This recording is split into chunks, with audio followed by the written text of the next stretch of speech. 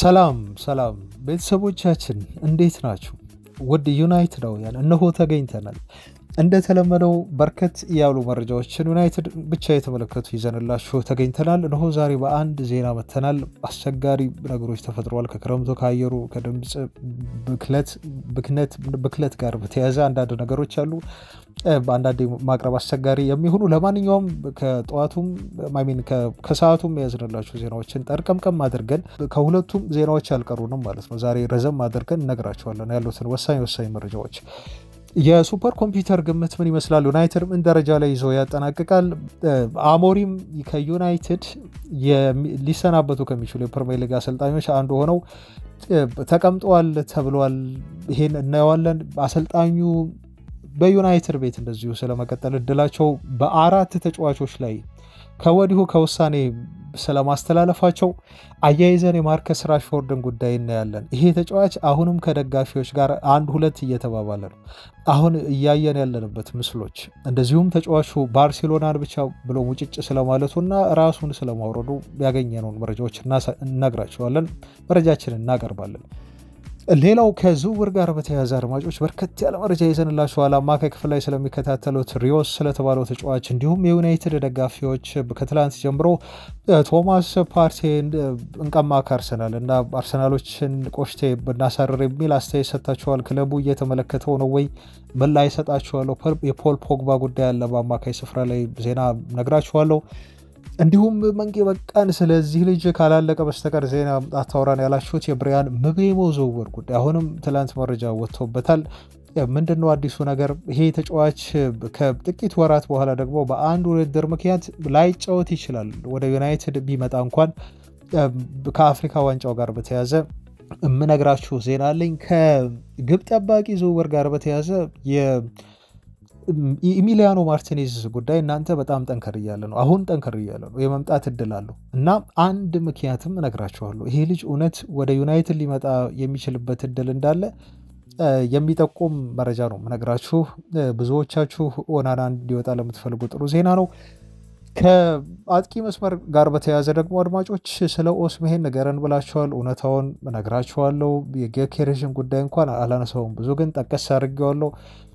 ብቻ አብራችሁን ቆዩ። የሆይላንድ እና ዘርኪዚም ነገር አለ፣ ብዙ ነገር ታተርፋላችሁ። እንደ ድሮ ደግሞ ይሄን ቪዲዮ ዛሬ 1000 ላይክ ማድረግ ግድ ነው። እናንተ የዩናይትድ ደጋፊዎች ይሄ ቤታችሁን ሰፖርት የማታደርጉ ከሆነ ታዲያ ምንድን ነው አድማጮች?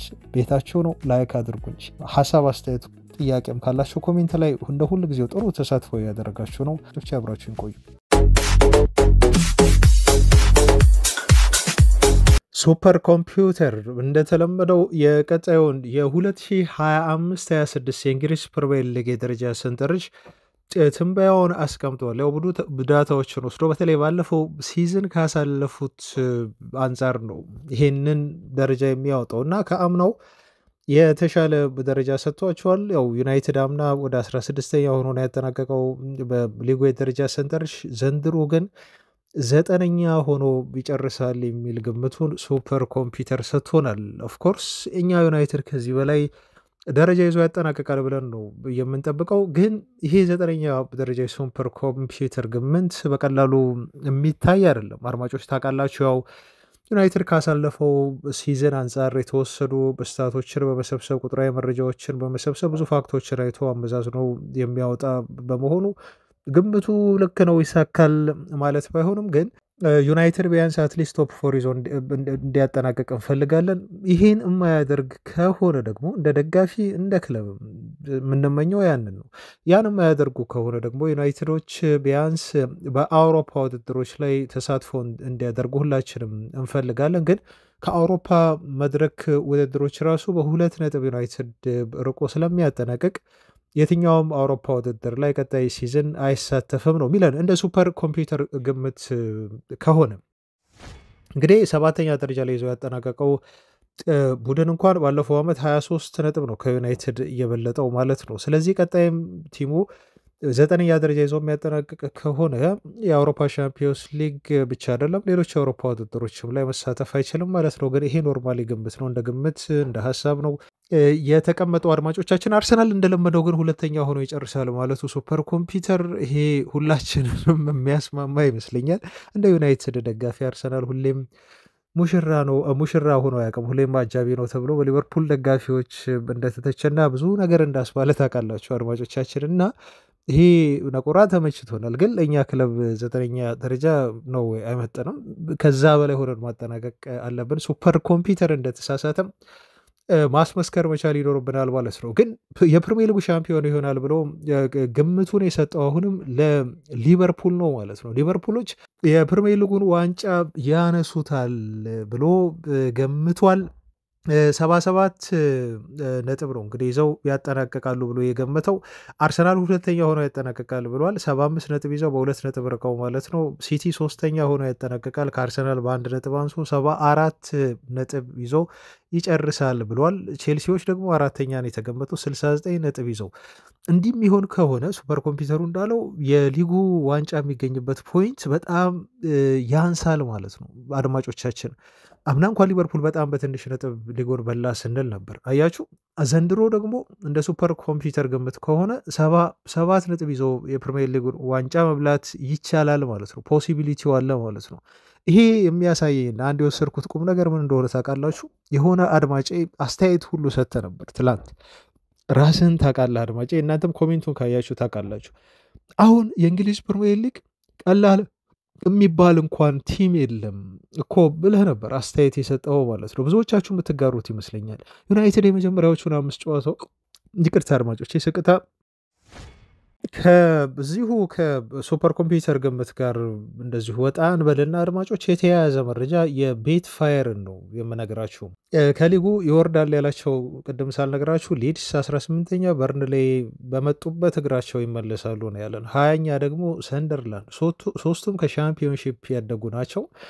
አድማጮች እነኚህ ቲሞች ይወርዳሉ ብሎ ገምተዋል። ከዛ ውጭ ግን ቤት ፋየር የተባለው የአቋማሪ ድርጅት ነው እና አድማጮች ይሄ ሩበን አሞሪም ይሰናበታሉ ከክሪስማስ በፊት ብሎ አሁን ግምቱን እየሰጠ ይገኛል ማለት ነው። ይሄ መጥፎ የሆነ ግምቱን ወይም ጥንቆላ በሉት።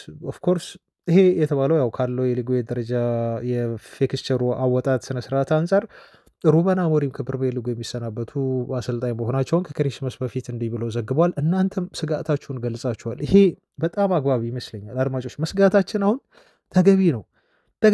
ይሄ እንደ ደጋፊና እንደ አንድ ክለብ አሳቢ እንደምንጨነቅለት ዩናይትድ እየተካሄደ ባለው የክለቡ እንቅስቃሴ በተለይ በክረምቱ የዝውውር መስኮት አጀማመራቸው ጥሩ ቢሆንም ግን አለመፍጠናቸው ብዙዎቻችሁ አስተያየት ትላንት በጣም ሰጥታችኋል ኮሜንት ላይ እና የሁላችሁንም አስተያየት እያየው ነበር። ስጋታችሁ እኔ ጋር የነበረው ስጋት እናንተም ጋር ተጋብቷል ማለት ነው አድማጮቼ። ምክንያቱም ከታዘብነው ካየነው ነገር አንጻር ነው እና አሁን አንድ አድማጭ ከሰጠው ኮሜንት አሁን ኮሜንቱን ቃል በቃል ማስታወስ አልችልም እንጂ ምንድነው ያልከው? አሰልጣኙን ለማባረር አሁን እኮ ሰበብ በቃ ሊያገኙ ነው።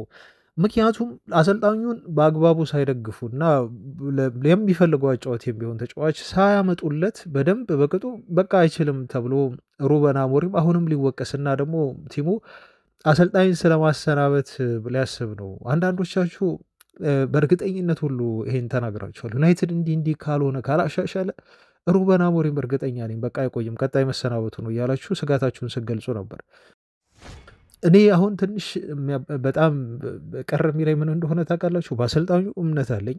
አሞሪም የሚፈልገው ተጫዋቾች ቢያንስ 6-7 ሊሆን ይችላሉ አሁን ያስፈልጉታል ብዬ የማስበው ለራሱ አጫወት በቃ ይሁን።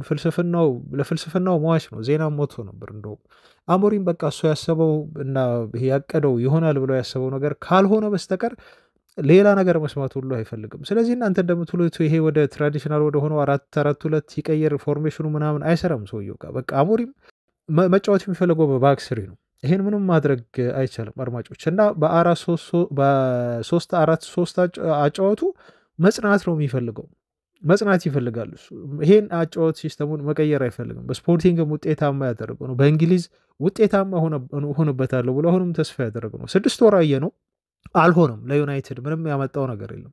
ኦፍኮርስ ዩሮፓ ሊግ ፋይናል መድረሳቸው ምናልባት እንደ አንድ ጥሩ ነገር ሊታይ ይችላል። ግን እሱም ቢሆን መጨረሻ ላይ ፍጻሜው አላማርም። በፕሪሚየር ሊጉ ደግሞ ፍጹም እንደማይሆን አይተናል። ይሄ ሲስተሙ እንደማይሆን በእርግጥ 100% እርግጠኛ ባንሆንም አሞሪም ከያዛቸው ተጫዋቾች አንጻር ግን እንደማይሆንለት ይሄ ሲስተም ነው በደንብ የተመለከትነው ማለት ነው አድማጮች። እና ከአሞሪም ከፍልስፍናው ዝነፍ አይልም።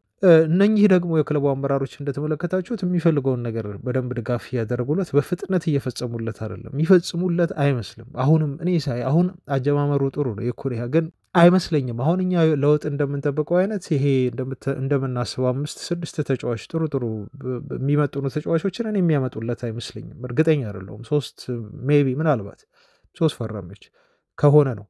እና በዚህ በ3 ፈራሚ ደግሞ አሁን አሰልጣኙን መገምገም አያችሁ አሰልጣኙን በፕሪሚየር ሊጉ በቃ የሆነ ፍላይንግ የሆነ ስታርት እንዲያደርግ በፕሪሚየር ሊጉ ያው እንዲህ ከባድ ፊክስቸር ገጥሞት በጣም አስደናቂ የሆነ ጅማሮ እንዲያደርግ መጠበቅ ይሄ በጣም የዋህነት ነው። ስለዚህ ሩበን አሞሪም እየተመቻቸ ነው። በቃ እሱ ሳይፈልግም ቢሆን ፊክስቸሩ አንድ አመቻችልን አሰልጣኙ መሰናበቱን እንዲያፈጥን የሚያደርገው አይነት ፊክስቸር ነው የሚመስለው ማለት ነው። የክለቡ አመራሮችም እንደዚሁ አለመደገፍ ተደማምሮ ማለት ነው። ይሄ ነገር ያሳዝነኛል። ሙሉ ድጋፍ ተደርጎለት እኔ ባየው ደስ ይለኛል። እና በጣም ይሄ ነገር የሚፈጠር ከሆነ አሁን ትንሽ መጥፎ የሆነ ውጤት ተመዝግቦ ይመዘገባል ብለን አናስብም። ዩናይትድ ከትልልቅ ቲሞች ጋርም ሲጫወት ትላንት አንስታችኋል አድማጮቼ። ጥሩ ነው። ከትልልቅ ቲሞች ጋር እኮ ጥሩ ነው። አንዳንድ እነኛ አቬሬጅ የምንላቸው ቲሞች ነው እኮ ዩናይትድን ነጥብ የሚያስጡት። ኦፍኮርስ አቬሬጅ ሆኖ አይደለም እነሱ ከዩናይትድ በልጠው ጠንካራ ሆኖ ስለቀረቡ ነው ብዬ ነው እኔ በግሌ የማምነው። ምክንያቱም ዩናይትድ አሁን የነ ብሬንትፎርድ እኮ ጥንካሬ የለውም አድማጮቻችን። ዩናይትድ ከበርንመዝ ከኖቲንጋም ፎረስት ጋር እኮ የሚስተካከል ጥንካሬ የለውም ነበር። አምና ባየነው በፕሪሚየር ሊጉ ቡድኖች መሰረት ማለት ነው። ቀጣይ ሲዝን ኦፍኮርስ አናቅም። ይሄ በዚህ ሁኔታ ውስጥ አሰልጣኙን መገምገም አንችልም እና ስለ አሰልጣኙ ስንብት መስማት በዚህ ሁኔታ ውስጥ ያሳዝናል። ወካዌ ላይ ያደርግ ይችላል ጫና ከበዛበት ጅማሮውን አይቶ አሰልጣኙ ማለት ነው። ይሄ እንዳይሆን ግን አሁንም ቢሆን ይደግፉታል ብለን እናስባለን። በአቋማሪ ድርጅቶችም አሁን እንግዲህ አሞሪም ቀዳሚ ተሰናባች ሊሆኑ ከሚችሉ አሰልጣኞች መካከል አንዱ እንደሆነ እንትን አስቀምጠውታል።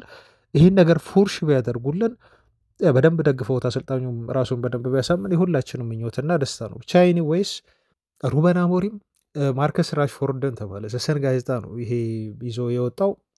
አንዳንድ የዩናይትድ ተጫዋቾችን በአሜሪካው ቱር ላይ ላለማካተት ከወዲሁ ወስኗል የሚል ዜና ወጥቷል።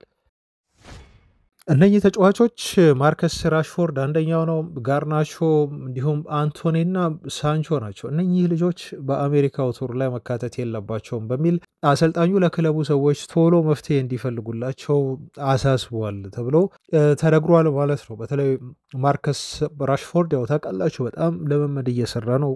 ምስሎችን ይለቃል፣ ቪዲዮዎችን ይለቃል። ኢንስታግራም ላይ ብትከታተሎ ፐርሰናል ትሬኒ ያለው ልጁ በዚህ ፐርሰናል ትሬኒ አማካይነት የፊትነስ ኮች ተጫዋቹ ከጉዳት እንዳገገመ በደንብ አድርጎ እየገለጸ ነው የሚገኘው። እኔ እንደ አንድ ፕሮሞሽን እና እንደ ማርኬት ስራ አድርጌ ነው ቆጥረው ብዬ ከዚህ በፊት ነግሬያቸዋለሁ። በዩናይትድ ቤት ቀጣይነት የለውም። ልጁ ተቆራርጧል እህል ውሃው።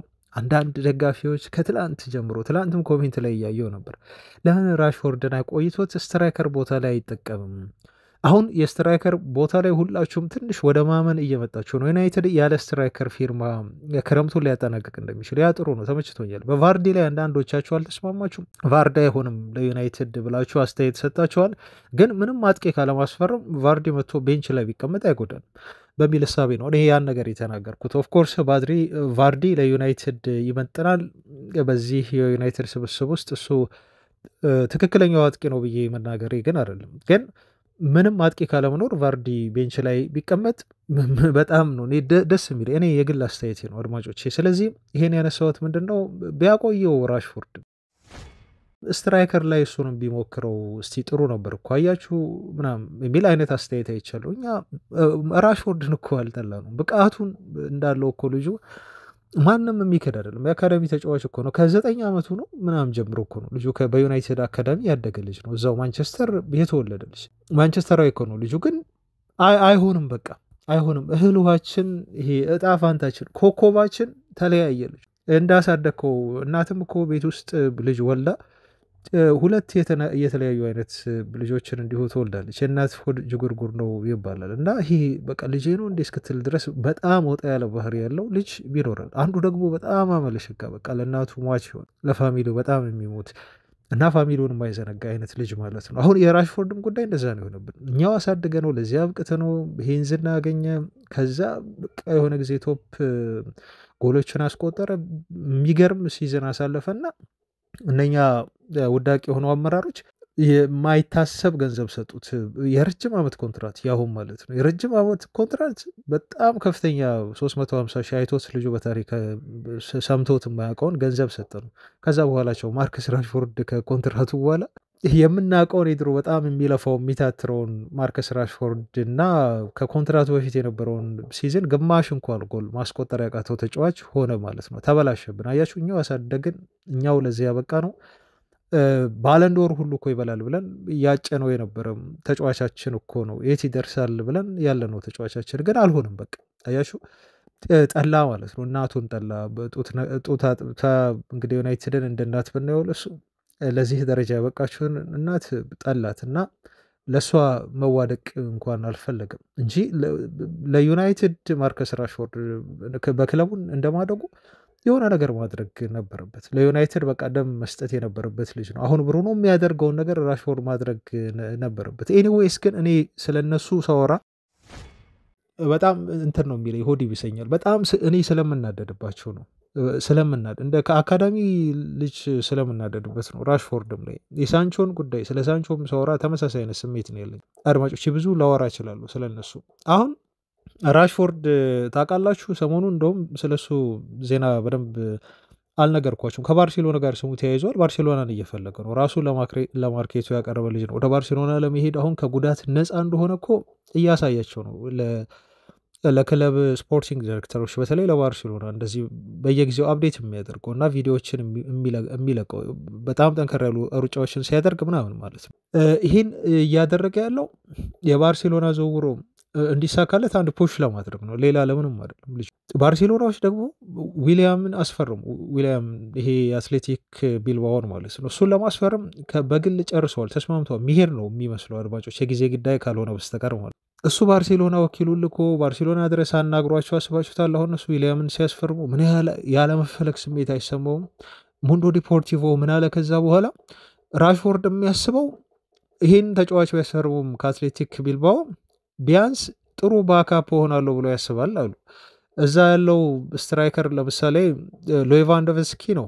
ስለዚህ በዚህ ቦታ በፊት መስመር ቦታ ላይ የትኛውን ቦታ ላይ ስለምጫወት የራሽፎርድ ሀሳብ በግራም በቀኝም ከእንደገና በ9 ቁጥር አጥቂ ቦታ ላይ መጫወት ስለምችል ባርሴሎናዎች እንደ ጥሩ የቲም የስኳድ ተጫዋች አድርገው ይወስዱኛል፣ ባካፕ አድርገው ይወስዱኛል ሌቫንዶቭስኪ ወይ ለዊሊያምስ ብሎ ያስባላሉ። አያችሁ ሜንታሊቲውን፣ አያችሁ የራሽፎርድ ሜንታሊቲ ይህን ያህል ነው የወረደው ማለት ነው። ማርከስ ራሽፎርድ እኮ ራሱን ከዊሊያምስ ጋር አሳንሶ የሚያይኮ ተጫዋች አልነበረም እኮ እንዳጀማመሩ። አድማጮች እንደ ራሱ እኮ ማርከስ ራሽፎርድ እኮ ሱፐርስታር ነው፣ ግን ያለውን እምቅ አቅምና ያለውን ኃይል ራሽፎርድ አያውቅም ጭራሽ። እዛ ሄጄ የእነሱ ባካፕ በሆንም በቃ የተሶኬ ደስ ይለኛል። የባርሴሎናን ፀሐይ እየሞቀ እዛ ቢች ዳር ላይ በቃ እሱ ፈታ እያለ ባርሴሎና በጣም ፈታ የምታደርግ ከተማነች አሉ። ብዙ የሚያዝናና ነገር አለ። ስለዚህ እሱ የፈለገው ያንን ነው ማለት ነው። ወይም ደግሞ በዚህ ያህል ደረጃ የራሽፎርድ ሜንታሊቲ ወርዶብኛል። ለነገሩ ከዩናይትድ የሚለቀበት ምክንያት በዚህ ሜንታሊቲ ምክንያት ነው። የዊሊያምስ ባካፕ ለመሆን የሌቫንዶቭስኪ እንኳን ቢሆን እሺ ይሻለኛል። ሌቫንዶቭስኪ በጣም የሚችል አጥቂ ነው፣ ግን የዊሊያምስ ባካፕ ለመሆን ቢሆንም ምንም ቅር አይለኝም አይነት ስታፍ እኮ ነው እያራመደ ያለው። በቃ ወረደ፣ ሜንታሊቲው ዝቅ አለ ማለት ነው ልጁ። አያችሁ። ስለዚህ ይሄ ተጫዋች ሰሞኑን ደግሞ የገባበት አሁን ጀመርኩት በቃ ላወራችሁ ያለኝን ነገር። ሰሞኑን ደግሞ ከአንድ የዩናይትድ ደጋፊ ጋር እንደዚሁ ሰጣ ገባ። ይህን ቪዲዮ ሲፖስት አንድ ደጋፊ ገባና የዩናይትድ ደጋፊ በነገራችሁ ላይ አይጥመዳችሁ፣ የሚሰጡት አስተያየት በጣም እሳት የላሰ ነው። ስለ ዩናይትድ ደጋፊዎች እና ተጫዋቾች ስለሚደርስባቸው ጫና ተጫዋቾቹ ራሱ ስለተናገሩት ነገር እነግራችኋለሁ። ሰሞኑን ጠብቁኝ። አንድ ደጋፊ እንደዚህ አይነት ቪዲዮዎችን ሲለቅ ኢንስታግራም ላይ ምን ብሎ አስተያየት ሰጠው መሰላችሁ? ብዙ የዩናይትድ ደጋፊዎች አስተያየት ይሰጡታል። ሲሰጡት ልክ ልኩን ነው የሚነግሩት፣ ለራሽፎርድ ፋክቱን ነው የሚነግሩት። ምንም ይሄ ዘለፋ አይደለም።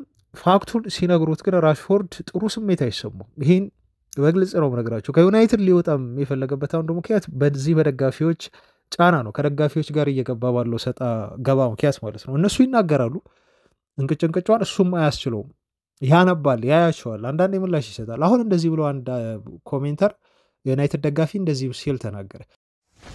በእያንዳንዱ ፕሪሲዝን እንደዚህ አይነት ፎቶዎችን ትለጥፋለህ፣ እንደዚህ አይነት የፊትነስ ደረጃ ጠንክረህ እየሰራህ እንደሆነ ቪዲዮዎችን ታሳየናለህ። ነገር ግን ሲዝኑ በተጀመረበት ሰዓት ጨዋታዎች ተጀምረው ዩናይትድ ወይ ክለብህ፣ ስለ ዩናይትድ ነው ደጋፊ ያወራው፣ ክለብህ በጣም በምታስፈልገው ጊዜ ደግሞ ወደ አሜሪካ ትሄድና ወይ ደግሞ እንግሊዝ ለንደን ውስጥ ትሄድና የቦክስ ውድድሮችን ግጥሚያዎችን ገብተህ ስትመለከት እናያለን። ማርከስ ራሽፎርድ ተጎዳ፣ ትንሽ መጠነኛ ጉዳት አለበት በሚል ሰበብ አለው። አያችሁ፣ በጣም አስፈላጊ አንተ ታስፈልገናለህ በምንል ሰዓት ሲል ተናገር፣ ይሄ ደጋፊ ማለት ነው። ስለዚህ አሁን የምትሰራው የምትፖስትልን ነገር ለእኔ ምንም ስሜት አይሰጠኝም ሲል ነው ይሄ ደጋፊ ሀሳቡን እየሰነዘረለት ማለት ነው። ገና ሲዝኑ ከመጀመሩ በፊት ነው እንደዚህ አይነት ሞቅታዎችን እንደዚህ አይነት ቪዲዮዎችን የምትለቅልን። ሲዝኑ ሲጀምር ስንፈልግህ ግን አናገኝህም አይነት ነገር ነው። ገባችሁ አስተያየቱ የደጋፊው? እና ይሄ ደጋፊ ታዲያ ከባድ ደጋፊ እኮ ነው። ማርከስ ራሽፎርድ እኮ ይሄን ሲያነብ ይሰማዋል እኮ ይሰማዋል። አድማጮች በጣም ነው የሚሰማው። እንዴ ከዚህ በላይ ኮሜንት አለ? ምን አለ አድማጮች? አሁን ሮናልዶ እስቲ እንደዚህ አይነት ነገሮችን ይፖስት። ምንድን ነው ገብተው የሮናልዶ ደጋፊዎች የሚሉት? በቃ ግሬተስት ኦፍ ኦል ጎት ምናምን እያሉ ፍየል ምናምን ነው የሚያስቀምጡት። እንደዚህ አይነት እኮ ኮሜንት እኮ የለም። የዩናይትድ ደጋፊ ግን አይምርም። የዩናይትድ ደጋፊ በጣም ይናገሩታል። አሁን ራሽፎርድ እችን ሲያነባት ደበረውና ምን ብሎ መለሰ ራሽፎርድ? እኔ አሁን ጥሩ ስሜት ይሰማኛል ብዬ የተናገርኩት ከጉዳት ነፃ ስለሆንኩ ነው እንጂ ሌላ ነገር አይደለም ብሎ መለሰለት ማለት ነው። ለዚህ ደጋፊ ከጉዳት ነፃ ስለሆንኩ ነው ይሄን ቪዲዮ የለቀቁት ፌሊንግ ጉድ ብዬ ያልኩት ሲል መለሰለ። በጣም ሃርድ መልስ አይደል? ከዚህ በላይ ሃርድ ሆኖ ይመልስለት እርግጠኛ ደስ ይለው ነበር፣ ግን ያን አላደረገም ራሽፎርድ። ሰሞኑን ደግሞ እየታየበት ያለውን ምስል እና ቪዲዮ እኛ ማሳየተናቸዋል። ተጫዋቹ በኬንስ ፍራንስ ላይ ከጉዳቱ ለማገገም የልምምድ ሴሽኖች ነበሩት። እዛ ቪዲዮ በሚለቅ ሰዓት ደግሞ ከአንድ እንስት ጋር ታየ። በሳውዝ ኦፍ ፍራንስ አንድ ስዊዲሽ የሆነች ሴት ጃክ የምትባል ከእሷ ጋር ነው እንግዲህ ሲዝናና ራሽፎርድ እየታየው ማለት ነው። እችን እንስት የተዋወቃት ዱባይ ላይ ነው አሉ። ዱባይ ላይ አፕሪል ወር ላይ ሲሄድ የሃምስተሪንግ ጉዳቱን ሕክምና ለመውሰድ እዛ ተዋወቃት። ሰዎች አስተዋወቁት ነው የተባለው። እንግዲህ ደለላም ቢሆን አላውቅም በዚህ ጉዳይ ላይ። ከጃክ ጋር ተዋወቀ። እዛ ለእሷ ቅርብ የሆኑ ሰዎች እንደሚሉት ከሆነ ለዘሰን ጋዜጣ እንደነገሩት ከሆነ ከዛ ተቀላቀለችው ነው የሚባለው። በጣም ተቀራረቡ፣ ያወሩ አይነት ነገር ነው። ከዛ እንግዲህ ፈረንሳይ ድረስ አብሮ ይዟት ሄደ ማለት ነው። ይዟት ሄዶ አሁን ኢንጆይ ሲያደርጉ ከእሷም ከጓደኞቿም ጋር ከማርከስ ራሽፎርድም ጋር ሆኖ ይሄ እንትን ትስስራቸው ጠብቆ አሁን እዚህ ደረጃ የጋዜጦች መነጋገሪያ ሆነዋል ማለት ነው። እና ራሽፎርድ ልጃችን ነው፣ ግን ብዙ አወራሁ አድማጮች። እኔ ከልጅነቱ ጀምሮ እያየሁት ስላደገ ነው። እንዲሁ በዩናይትድ ቤት የእሱ እድገት ከልጅነቱ እንዲሁ ትንሽ እያለ እድል ሲሰጠው ጀምሮ በአይኔ እያሳደግኩት ስለሱ ብዙ ነገር ስለማቅ ብዙ ነገር ላወራ ይችላል። ቅሬታዬን ማለት ነው ስለሱ አይጠቅምነት እና እንዲህ በእንደዚህ አይነት ሁኔታ ያለ ልጅ ነው ራሽፎርድ። ወደ ዝውውር መረጃዎች ደግሞ እስቲ ልውሰዳችሁ። አጠራጠር ያሉ የዝውውር መረጃዎችን ስነግራችሁ ቤተሰቦች የፖል ፖግባ የኢንስታግራም ፖስት መነጋገሪያ ሆኗል። ባጭሩ ፖግባ ይመጣል የሚል ነገር አይደለም። ይሄ ከዩናይትድ ጋር የሚያያዝ ነገር አይደለም። የምትወዱት የዩናይትድ ደጋፊዎች አሁንም አላችሁ። ስለ ፖግባ ነገርን ኮሜንት ላይ አይቻለሁ። ፖግባ ከኛ ጋር አይደለም። ይህም ኮከቡ ከኛ ጋር ያልገጠመ ተጫዋች ነው፣ እርሱት። ለዚህ ያበቃው ይሄንንም ልጅ ልክ እንደ ራሽፎርድ ሁሉ ዩናይትድ ነው፣ ግን አልተጠቀመበትም። ያለውን መክሊት ያልተጠቀመ ልጅ ነው ይሄ ልጅ እና ራሱን አሁን ኦፍኮርስ ሊመለስ ይችላል፣ ግን እድሜው ገፋ ሄደበት እኮ አሁን በቃ። ፖግባ አንድ ክለብን የቦካ ጁኒየርስን ክለብ ማሊያ ለብሶ ልምምድ ሲሰራ እንደዚሁ ሚኒ የሆነ ጨዋታ ሲያደርግ እንደዚሁ ተመልክተናል እና ብዙዎች እየጠየቁ ነበር። እናንተም ጠይቃቸዋል። አይ ቲንክ ፖግባ ክለብ አገኘ ወይ ይሄን ማሊያ መልበሱ እና ፈርመዋለሁ የሚል አይነት ጥያቄ ነው ፈርሞ ሳይሆን ለቦካ ጁኒየርስ ተጫዋቹ ሪኬልሜን ታውቁታላችሁ። የቀድሞ የቪያሪያል የአማካይ ስፍራ ተጫዋች ነው። በፈርጉሰን ዘመን በጣም ፈልጎት ፈርጊ በጣም ነው የሚወደው እና ፈልጎት ሳያስፈርመው የቀረ ያጣ ተጫዋች ነው። ለቪያሪያል ነበር የሚጫወተው። በጣም አስደናቂ አማካይ ስፍራ ተጫዋች ነበር። ይሄ ተጫዋች አማካይ ክፍል ላይ ለዩናይትድ ፈርጉሰን ሲፈልጉት የነበረ ግን ያላገኙት ልጅ ነው እና እሱን አግኝቶት ነው ከሪኬልሜ ይህን ስጦታ የማሊያ ስጦታ ለፖል ፖግባ ሰጠው። አሁን የቦካ ጁኒየርስን ማሊያ ለብሶ እንደዚሁ ሚኒ ጨዋታዎችን ያደረገው ማለት ነው። ፖግባ ለምን ይሄን እንዳደረገ አላውቅም። የቦካ ጁኒየርስ ደጋፊ ስለሆነ ወይ ሪኬልሜን በጣም ስለሚያደንቀው ነው እንዲያደረገው ወይ ልጁ አስፈርሙኝ አይነት ነገር ነው አላውቅም። የሞናኮ ፍላጎት እስካሁን አለ ተብሏል። ሞናኮዎች ግን ለፖል ፖግባ ያቀረቡለትን ጥያቄ እያጤነው ነው የተባለው። አያችሁ ኦፕሽኑን ያለ በእግር ኳስ ህይወት አድማጮች የተረዳሁትን የምረዳው በእግር ኳስ ህይወታችሁ አንድ ጊዜ ያላችሁን ስም አታበላሹ። የትኛውም ሱፐርስታር ብትሆኑ ለምን ባለንዶር አታገኙ? ከአንድ ክለብ ጋር ያላችሁን ስም የምታበላሹ ከሆነ ትረስት የሚመኑኝ የትኛውም ክለብ አይፈልጋችሁ። የትኛውም ክለብ አሁን ፖግባ እኮ ያለውን ብቃት ማንም እኮ የሚንቀው እኮ ተጫዋች እኮ አይደለም፣ አማካይ አይደለም። አድማጮች አያችሁ፣ ግን በየሄደባቸው ክለብ በተለይ ዩናይትድ ጋር መቶ ያበላሸው ነገር ከዛ ደግሞ ሄደና እዛም የዶፒንጓ ኬዝ በጣም ከባድ ነች። ያ ሲሆን ክለቦች ይላሉ። ፖግባ ሲደውል ኧረ የፖግባ ወኪል ደግሞ ደውለ በል ዝጋው ስልኩን ነው የሚባባሉት። ዝጋው ስልኩን የክለብ ፕሬዚዳንቶች እንዲህ ነው የሚባባሉት። ሊሉ የሚችሉት እንዲህ ነው። አድማጮቻችን ተጫዋቾች በወኪሎቻቸው አማካኝነት ራሳቸውን ያቀርባሉ። አላያችሁም እንዴ? ጊዮኬሬሽ ራሱን አቀረበ ለማድሪድ አጥቂ ይፈልጋሉ ማድሪዶች ሲባል ማድሪዶች ነው ያሉት። ኖ አሉ። ፓኬጁ ከባድ ነው፣ ውድ ነው። ልጁ ከእድሜው አንጻር የሚጠይቀው ነገር ወኪሉም ይሄ ቦነሷ ምናምን ነገር ሲሆን የሚሆን አይደለም ኖ ብለው በቃ ስልኩን እንትን አሉ። አሁን የፖግባም ጉዳይ እንደዛ ነው። አያችሁ። እሺ ቅድም ምሳሌ ሰጠናችሁ። በእኛው በራሳችን ተጫዋቾች በተለይ መታችሁ ዩናይትድ ጋር ነገሮችን አታበላሹ። ማርከስ ራሽፎርድ ከዩናይትድ ጋር ያለውን ነገር አበላሸ። ጀደን ሳንቾ ከዩናይትድ ጋር ያለውን ነገር አበላሸ።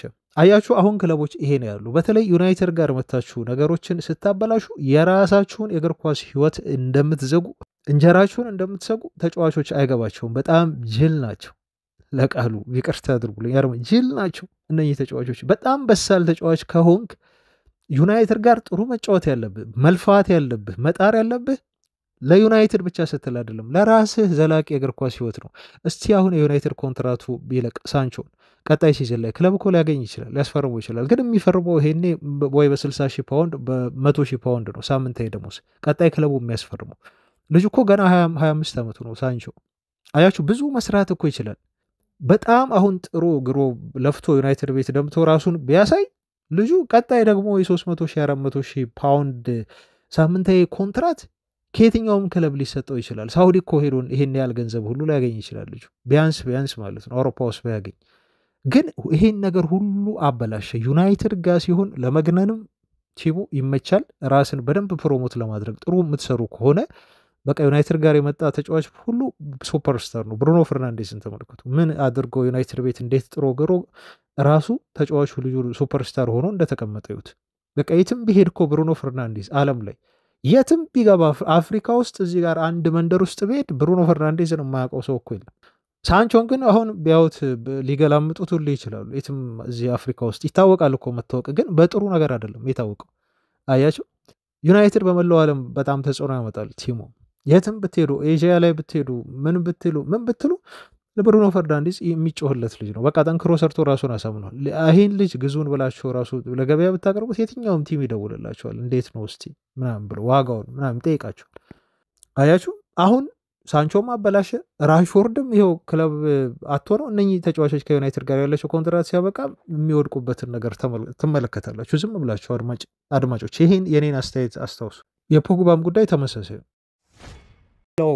ብዙ ሲንሸራሸር ያየሁት ነው። ከአማካይ ጋር በተያያዘ ዜና አደርሳችኋለሁ አድማጮቼ። ግን የቶማስ ፓርቴን ጉዳይ ያነሳችሁ እና ኮሜንት ላይ ሁሉ ተመልክቻለሁ። 1-2 ሞሌት አድማጮቼ ናቸው በትላንት ቪዲዮ ላይ መንጌ የቶማስ ፓርቴን እንዴት ነው የምታየው እሱ ለዩናይትድ ምናምን ብላችሁኛል። እኔ የክለቡ ፉትቦል ዳይሬክተር በሆንማ አሁን እደውልለት ነው አሁን እንደው ቀልድ ሊመስል ይችላል፣ ግን የልብ ምኞቴ ነው። ዩናይትድ አሁን ካለበት የአማካይ ስፍራ ቦታ ላይ ትላንት ስለ አጥቂ አያስፈልገን ምናምን አላለም። ብዙዎቻችሁ ኮሜንት ላይ አጥቂ አያስፈልግም ያለው አድማጭ እሱ የዩናይትድ ደጋፊ አይደለም ምናምን ስትሉ ነበር። ግን ልጁ ምክንያት ነበሩ እንደዛ ያለበት አያችሁ፣ ሪዝን አለው። ዩናይትድ የ9 ቁጥር ቦታ እኮ ተጫዋች ለማስፈረም ገበያ ላይ እንደወጣ እኮ እናውቃለን ሁላችንም አይደል አድማጮቼ? ሁላችንም እኮ የሚያስማማን ነገር ነው። ዩናይትድ በቃ አጥቂ ያስፈልገዋል ዴታ ብለን እኮ የተማመንበት ነው። ልክ ሲዝኑ ሲያልቅ ማለት ነው። በቃ የ9 ቁጥር አጥቂማ ግድ ነው ብለን የተነሳንበት ነገር ነበር። ግን ማርኬቱን ይሁና አሁን እያስወደዱ ያሉበትን ነገር ይሁ አጥቂ ለመሸጥ ማለት ነው። ክለቦች በጣም እያስወደዱ ነው ያሉት። ማርኬት ላይ ያሉት ትንሽ አጥቂ ናቸው። የሚጠራባቸው ገንዘብ ግን ተው በጣም የትየለሌ የተጋነነ ነው ማለት ነው።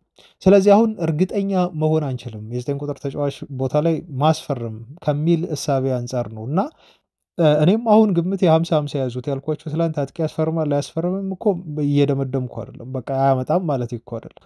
በተለይ ግን ብሪያን ቤሞን ካስፈርም አሁን ክለቡ አጥቂ ቦታ ላይ በጣም አንገብጋቢ አድርጎ ላያየው ይችላል።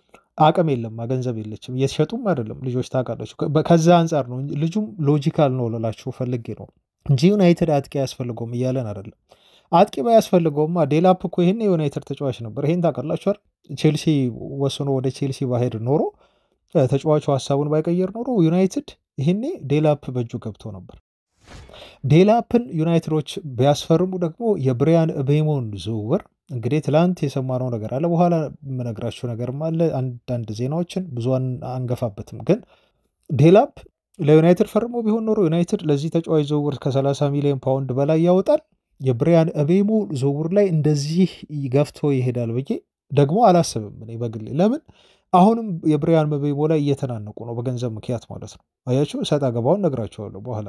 ስለዚህ አጥቂ እንደሚፈልጉ እርግጥ ነው። ከዴላፕ ጋር ተስማምተው እኮ ጨርሰው ነበር። ምርጫውን ግን እሱ ወደዛ ባደላና ወደ ቼልሲ የአውሮፓ ሻምፒዮንስ ሊግ ተሳትፎ ምናምን ብሎ እዛ ሄድ እንፈልጋለን ማለት ነው። ግን ማርኬቱ ይሄን እድል አይሰጠንም። ዴላፕ ነበረ በጥሩ ኮስት በጥሩ እድሜ ለዩናይትድ በጣም ቤስት የሆነው ኦፕሽን አመለጠን ማለት ነው እሱ። አያችሁ፣ አሁን ይሄን ማናስፈርም ከሆነ የ9 ቁጥር ቦታ ተጫዋች ደግሞ አሁን ወደ አማካይ ስፍራ ለመጣላቸው ነው። ከፓርቲ ጋር በተያዘ ዩናይትድ አማካይ ክፍሉን ቢያጠናክር ቲሙ ይበልጥ ባላንስ ይሆናል። ምቤሞ እንደፈረመ እንቁጠረውና ዩናይትድ በቃ በአጥቂው ነገር አልሆነማ አማካይ ላይ ደግሞ መጣ ብለው አማካዩን በደንብ ማጠናከር፣ ኤነርጂቲክ የሆነ ወጣት የሆነ ጉልበት ያለው ሮጦ የማይደክም ጥሩ ስታሚና ያለው አማካይ ስፍራ ተጫዋች ዩናይትድ ቢያስፈርም ቲሙ ዋያችሁ ባላንስ ይሆናል። ለአጥቂ ብሎ የያዘውን አሁን ዝግጁ አይደሉ እስከ 60 ቢያንስ 70 ሚሊዮን ዩሮ ለማውጣት ፈቃደኛ ናቸው። ለኢኪቲኬም ይሁን አድማጮች ለጊዮኬሬሽም ይሁን ማለት ነው ዩናይትዶች። አሁን ይሄ ገንዘብ ካለን ቢያንስ ሁለት ቦታ ቀዳዳ እንደፍናለን። አንድ ጥሩ አማካይ ማምጣት እንችላለን። የአትላንታው ፔተርሰን ሁሉ አለ አይደል? ሁለተኛ ደግሞ ጥሩ ግብ ጠባቂ ማርቲኔዝንም እንዲሁ ማምጣት እንችላለን ማለት ነው። ትላንት ሲወራ ነበር ስለ ማርቲኔዝ፣ እንደውም አሁን እየገፋ ሄዷል በጣም። ፋብሪሶ ሮማኖ ሁሉ ሳይቀር አረጋግጦልናል። ማርቲኔዝ ለማንቸስተር ዩናይትድ ኦኬ ብሏል አለን ፋብሪሶ ሮማኖ። አሁን ከአርጀንቲና እየወጡ ያሉ መረጃዎች እንደሚጠቁሙት ከሆነ ዩናይትድ የኢሚሊያኖ ማርቲኔዝ ወሬ በጣም እየተጠናከረ እየወጣ ነገር ነው። እኔ አሁን አይመስለኝም ነበር ስቲል እስካሁንም በደንብ እኔ ላረጋግጥላችሁ አልችልም ዩናይትድ ማርቲኔዝን ስለማስፈርሙ። ከአስቶን ቪላ ግን እንደሚለቅ ይሄ በፒኤስአር ምክንያት አስቶን ቪላዎች ሊለቁት እንደሚችሉ አስባለሁ። አሁን ያ ነው እኔ ብዙ ተስፋ እየሰጠኝ ያለው።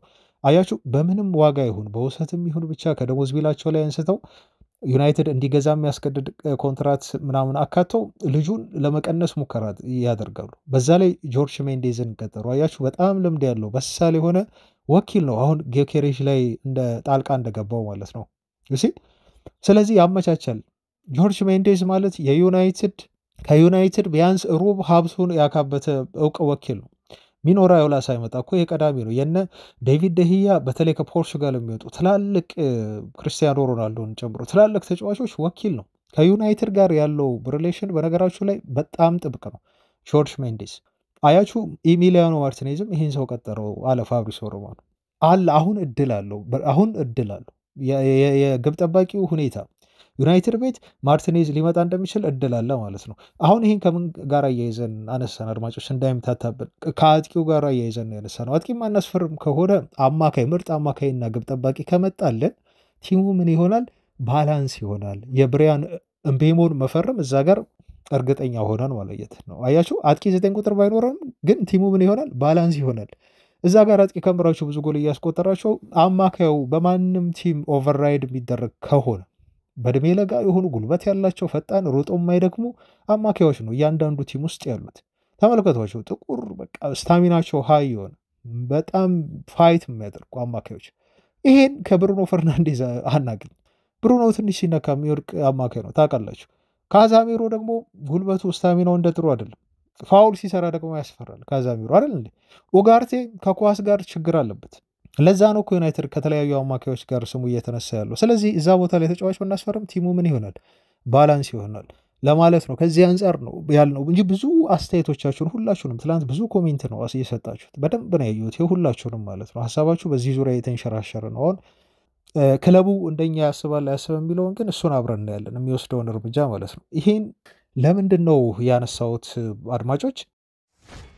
የቶማስ ፓርቴን የትላንት የዩናይትድ ደጋፊዎች ኮሜንት እንደዚሁ በማየት ነው። እናንተ ብቻ አይደላችሁም በነገራችሁ ላይ በርካታ የዩናይትድ ደጋፊዎች ዩናይትድ በቃ አሁን እድሉን አገኘ እና መጠቀም አለበት ብለው ፓርቴን ልክ ከአርሰናል ተጫዋች የማስፈረም ልምድ አለን። ብዙ ጊዜ ታውቃላችሁ፣ ቫምፐርሲን አምጥተናል፣ ሳንቼዝን አምጥተናል፣ ባይሰራልንም የቫምፐርሲ ዝውውር ግን በጣም ወርቅ ነበር፣ ምርጥ የሆነ ዝውውር ነው እና ከአርሰናል እንደዚህ ተጫዋች ማምጣት አሁን የቅርቡን እንኳን የታዳጊዎቹን እነ ቺዶ ኦቢን እነ ሄቨንን አምጥተናል እና ዩናይትድ አይከብደውም። በቃ ትልቅ ነው ስም ስላለው። በተለይ አርሰናል ተጫዋቾች ወደ ዩናይትድ ለመምጣት በጣም ደስተኛ ናቸው። አሁን ፓርቴ በጣም በዚህ ምርጥ በሆነ ብቃቱ አምና ባሳያቸው በጣም ምርጥ የሆነ ዲፌንሲቭ ሚድፊልድ ነው ይሄ ልጅ። ምናልባት ጥቁር ሆኖ ከመናቅ ጋር የተያዘ ካልሆነ በስተቀር አምና ባሳየው ፐርፎርማንስ ልጁ ለአርሰናል የአማካይ ክፍል ምን ያህል ወሳኝ እንደሆነ፣ ጉዳት ኦፍኮርስ አለበት አውቃለሁ። ባሳየው ፐርፎርማንስ ግን ልጁ በጥሩ ደሞዝ ሊፈርም ይገባዋል። አሁን እንግዲህ ጠየቀ እንደተባለው 250 ምናምን አካባቢ በሳምንት ደሞዝ ለፓርቴ የሚያንሰው ተጫዋች አይደለም። አማካይ ክፍል ላይ ኦፍኮርስ እረዳለሁ። እድሜው ምናልባት ረጅም ነው፣ አሚን ብዙ ነው እድሜው ስላችሁ የፕራይም ላይ ነው አሁን ያለው፣ ጥሩ እድሜ ላይ ነው ያለው። ግን ለ5-6 ዓመት አጫውተዋለሁ ብላችሁ የምትይዙት አይነት አማካይ አይደለም።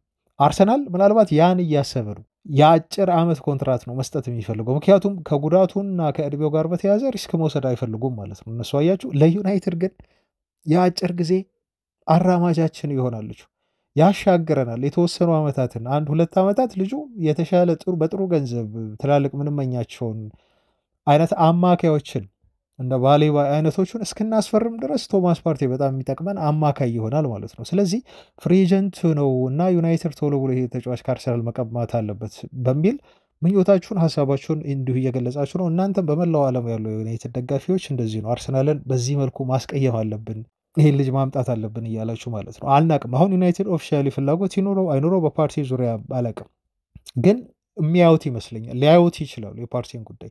ይሄ የማይገኝ እድል ነው፣ ነፃ ነው፣ ፍሪ ኤጀንት ነው ልጁ።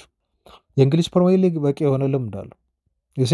ስለዚህ ፍሪ ኤጀንት መሆኑ ብቻ የተወሰነ የኪስ ክፍያ ትንሽ ይፈልጋል፣ እሱ እርግጥ ነው፣ ወኪሉ ምናምን። ደሞዝ ግን ዩናይትድ ይሄ ጥሩ ደሞዝ አመቻችቶ ከፍሎ ይሄ ልጅ ለማስፈረም ምናልባት ጨረታ ውስጥ ሊገባ ይችላል ከቀጣዮቹ ጥቂት ቀናት በኋላ። ልክ ይሄ ወር እንዳለቀ ነው ተጫዋቹ ፍሪ የሚሆነው ማለት ነው። ይሄ ሰኔ ወር ሲያልቅ ተጫዋቹ ፍሪ ይሆናል። አርሰናል ትልቅ ሪስክ ነው የወሰደው በዚህ ተጫዋች ዙሪያ ማለት ነው ይመስለኛል። አልፈርምም ብሎ እስካሁን አቋሙንም እንደዚህ ይዞ የቆየው ልጁ እርግጠኛ የሆነበት ክለብ አለ። ወደዛ ክለብ ሄዶ ሰርፕራይዝ ሊያደርገን ይችላል። ዩናይትድ ይሆናል አይሆንም እሱን አናውቅም፣ ግን ይሄ ምኞታችሁ ይገባኛል፣ እረዳዋለሁ። የቶማስ ፓርቴን ጉዳይ ማንሳታችሁ ማለት ነው። ሌላው አድማጮች የፓልሜራሱ የአማካይ ስፍራ ተጫዋች ጉዳይ ነው። ትላንት ዜና አድርሻችሁ ነበር በመጀመሪያው ቪዲዮ ላይ ማለት ነው። ይሄ ልጅ ያለው የውል ማፍረሻ ጉዳይ አሁን ሰሞኑን ትላንት ብራዚላዊ ነው ብዬ ካልኳችሁ አድማጮች ይቅርታ አድርጉልኝ። ይሄ ለፓልሜራስ ሲጫወት በብራዚል ቲም ውስጥ እንጂ ዜግነቱ ኮሎምቢያ ነው። አይ ቲንክ ትላንትና ካልኳችሁ በሚል ነው። ሪካርድ ብሬዎስ ተብሎ የሚጠራው ልጅ ማለት ነው። እና አሁን ያሉት የፈላጊዎች ብዛት በጣም አገር ናቸው። ዩናይትዶች በነገራችሁ ላይ መልማዮች ልከዋል። ይሄ በዓለም ክለቦች ሻምፒዮና ላይ አሜሪካ ሄደው ተጫዋቾችን እንዲመለምሉ የክለቡን ቺፍ የሆኑ መልማዮች ልከው እያዩቸው ካሉ እየተመለከቷቸው ካሉ አማካዮች መካከል አንዱ ይሄ ልጅ ነው። በእርግጥ ትላንት የወጣው ዜና ዩናይትዶች አሁንም ቢሆን እምነቱ አላቸው ይሄ የዩናይትድ የአማካይ ስፍራ ተጫዋች የሆነው ኡጋርቴ ላይ አሁንም ቢሆን የክለቡ አመራሮች ራሱ ሩበን አሞሪም ቢሆን ቀጣይ ሲዝን በዩናይትድ ቤት አማካይ ክፍል ላይ በደንብ ይሻሻላል ብለው ያምናሉ ተብሏል። በኡጋርቴ ላይ ማለት ነው። ልጁ አንዳንድ ድክመቶች እንዳሉበት ግን አይክዱም። ለዛ ነው ተጫዋቹን ቢያንስ ሌላ ሞር አፕግሬድ በሆነ በኡጋርቴ አፕዴት ሆኖ ማለት ነው ሌላ አማካይ ያስፈልገዋል በሚል ወደ እንቅስቃሴ የሚገቡት ማለት ነው። ምናልባት ይሆናል አይሆንም ነው። ኡጋርቴ ይሻሻላል ተምሮ ራሱን በደንብ አስተምሮ ቀጣይ ሲዝን ላይ ደግሞ የተሻሻለውን ኡጋርቴ እናያለን አናይም የሚለውን እርግጠኛ ስላልሆኑ ነው። ተስፋው አላቸው ግን እርግጠኛ አይደሉም። ለዛ ነው አማካይ ዩናይትድ በጣም ያስፈልገዋል እያለን እኛም የምናወራው ከአንዳንድ ተጫዋቾችም ጋር ስሙ የሚነሳው እየገመገሙም እየተከታተሉም የሚገኙት አማካይ ስፍራ ላይ ማለት ነው። እና ይሄ ልጅ አሁን በ10 ቲሞች ነው እየታደነ ያለው። በ10 ትላልቅ ቲሞች በክለብ ወርልድ ካፕ ላይ በደንብ እያዩት ይገኛል። ኖቲንግሃም ፎረስቶች አዲስ ናቸው አሁን ተጫዋቹን እንደሚፈልጉ ያሳወቁ ተብሎ ተገልጿል። ከሌሎቹ ከ10 ቲሞች ውጪ ማለት ነው። አያችሁ ይህ የብራዚል የፉትቦል ኤክስፐርት የሆነው ሰው እንደዚህ ሲል ነው የሚናገረው። ሪካርድ ሪዮስ ምን አይነት ተጫዋች ነው ሲል ይናገራል። እንደ ሁለተኛ አማካይ ልትቆጥሩት ትችላላችሁ ነው የሚለው። በ8 ቁጥር ቦታ ላይ በደንብ አድርጎ ፐርፎርም ማድረግ የሚችል መጫወት የሚችል ልጅ ነው። ተጫዋቹ ድሪብል ሲያደርግ ኮምፎርተብል ነው ብሎ ነው አስተያየት የሚሰጠው ይህ የብራዚል እግር ኳስ ኤክስፐርት ተብሎ የተነገረለት ሰው ስለዚህ ተጫዋች ብቃት ሲያወራ ስለ ዩናይትድ ፍላጎት ነው ተጠይቆ ዩናይትድ ከዚህ ተጫዋች ምን ታይቶት ነው ምን ሊያገኝ ይችላል በሚለው ሲመልስ ነው ይሄን የተናገረው። እና ይሄ ተጫዋች ድሪብል ሲያደርግ በጣም ኮምፎርተብል ነው ብሎ ተናግሯል። እና ብዙ ጊዜ ድሪብል ማድረግ በየጨዋታው ላይ የአማካይ ስፍራ ተጫዋች ሆኖ ኳስ በደንብ ድሪብል ማድረግ ብዙ የተለመደ አይደለም የኳስ ችሎታ በደንብ ከሌለ በስተቀር ማለት ነው። አሁን ኡጋርቴ እዚህ ላይ ኮምፎርት አይሰማውም አያችሁ። ስለዚህ የተቃራኒ ቡድን ተጫዋቾች ላይ አማካይ ስፍራ ላይ ተጫዋቹ ፕሬዠር የሚሰማው አይደለም ማለት ነው። ይልቁንም በተቃራኒ ቡድን አማካዮች ላይ ተጫዋቹ ፕሬዠር ያሳድራል፣ በጣም ጫና ይፈጥራል። ፖዘቲቭ የሆኑ ድሪብሎችን ወደፊት ማድረግ የሚችል ልጅ መሆኑን ተከትሎ ማለት ነው። ስለዚህ ተጫዋቹ ይበልጥ ወደ አድቫንስድ ፖዚሽን አማካይ ሆኖ ይበልጥ ወደ አድቫንስድ ፖዚሽን ያደላ እንቅስቃሴ ያደርጋል ከካዛሚሮ ይልቅ አያችሁ ከኡጋርቴ ይልቅ ማለት ነው። ብሎ ሲገልጽ ምን ይላል? ጠንካራ የሆኑ ብዙ ነገሮች አሉት። በተለይ ዲፌንሲቭ ሰልድ ላይ መከላከል ካለበት ልጁ ደግሞ ሲከላከል ራሱን ገድበው በደንብ ፐርፎርም ማድረግ የሚችለው ነገር ነው። ድሪብል ያደርጋል። ከጥንካሬዎቹ መካከል አንዱ ስፒድ ነው። ተጫዋቹ ፈጣን የሆነ በዲሲሽን ሜኪንግ ችሎታዎች አሉት።